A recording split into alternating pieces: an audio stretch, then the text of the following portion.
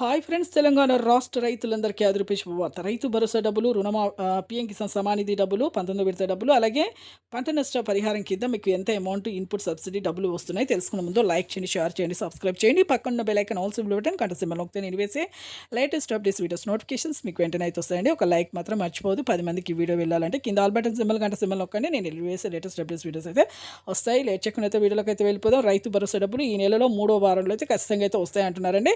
ఎందుకంటే ఇప్పుడు అమౌంట్ అనేది విడుదల చేశారు. ఇప్పుడు రిజర్వ్ బ్యాంక్ నుంచి 3 కోట్ల రూపాయలు అయితే విడుదలైతే చేస్తామనేసి వ్యవసాయ శాఖ మంత్రి తుమ్మల నాగేశ్వరరావు గారు, మన సీఎం రేవంత్ రెడ్డి గారు అయితే చెప్పడం జరిగింది. ప్రతి ఒక్కరికి కూడా ఈ రైతు భరోసా డబ్బులు మీకు 10 ఎకరాల వరకు అయితే వేస్తాము. ప్రతి ఒక్కరికి కూడా మేము వేస్తాం. ఈకేవైసీ, ఎంపీసీఐ లింక్ అయితే చేసుకోవాలండి. ఎన్నికల మేనిఫెస్టోలో చెప్పిన విధంగా ఒక్కొక్క గ్యారెంటీని మేము అమల్లోకి అయితే తీసుకొస్తాము. 6 గ్యారెంటీల్లో అని కూడా చెప్తున్నారు.